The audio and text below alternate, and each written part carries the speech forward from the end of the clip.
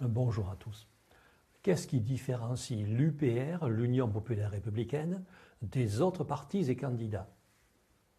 Je prendrai un seul exemple parmi les nombreuses différences entre l'UPR et les autres partis politiques. La plupart des gens en France croient que la France est une démocratie et ne remettent pas en question l'utilisation de ce terme par les candidats, les experts et les médias. Or, les choses ont changé depuis l'entrée de la France dans l'Union européenne, dans l'OTAN, et qu'elle a adopté l'euro. En effet, ces entités, l'Union européenne, l'OTAN et l'euro, sont régies par des traités que la France a ratifiés, traités qui se situent au-dessus de nos lois et même au-dessus de notre Constitution à de nombreux égards. Il suffit de lire les articles 3, 4, 5 et 6 du traité sur le fonctionnement de l'Union européenne pour comprendre et vérifier que de très nombreux pouvoirs fondamentaux ont été transférés de la France à l'Union européenne. Ceci a pour résultat que lorsque nous élisons un président en nous fondant sur les engagements qu'il a pris pendant sa campagne, il sera une fois élu dans l'impossibilité de les mettre en œuvre. La réalité, c'est qu'il n'a quasiment plus aucun pouvoir sur les sujets importants. Par conséquent, il ne peut y avoir de démocratie.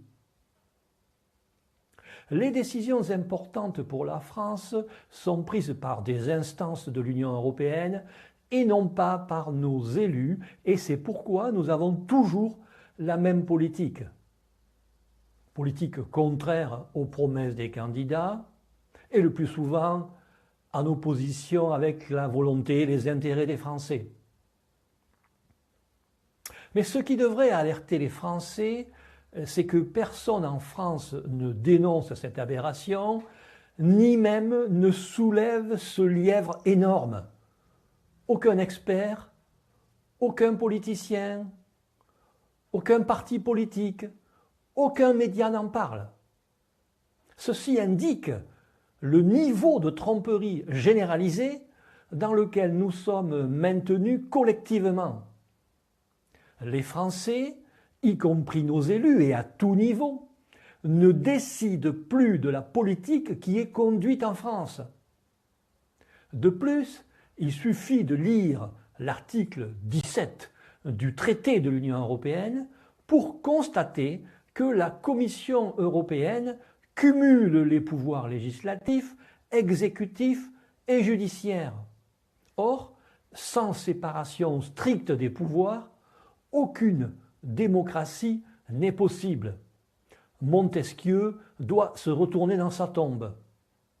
De ce point de vue, l'UPR, l'Union populaire républicaine, se situe très au-dessus de tous les autres partis parce qu'elle est le seul parti à expliquer cela aux Français. Et c'est irréfutable, c'est immédiatement vérifiable. On sort avec l'UPR du blabla lénifiant de tous les autres partis et candidats pour entrer de plein pied dans les plus sérieux des thèmes. Démocratie, souveraineté nationale, intégrité du territoire, indépendance de la France, etc. L'UPR est le seul parti politique français qui rendra possible une politique digne de ce nom et surtout en accord avec les besoins des Français par la libération de la France du carcan de l'Union européenne, de l'euro et de l'OTAN. Les autres, j'insiste, tous les autres partis et candidats trompent les Français puisqu'ils ne proposent même pas de reprendre les manettes. Les leviers de pouvoir qui nous ont été retirés par notre appartenance à l'Union européenne, leviers qui leur permettraient pourtant d'appliquer les mesures indispensables et de gagner ou de regagner la confiance des Français.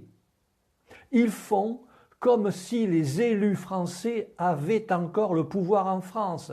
Mais c'est faux, archi faux. toutes les décisions clés sont prises à Bruxelles, à Francfort et à Washington. Voilà, c'est tout pour aujourd'hui.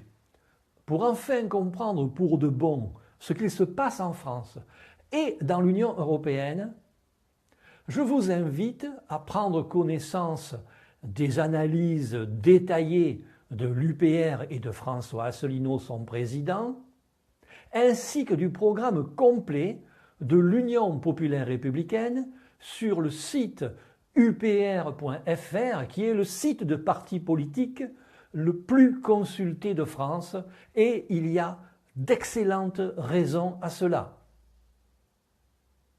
Je vous remercie de votre attention et à bientôt pour une nouvelle vidéo.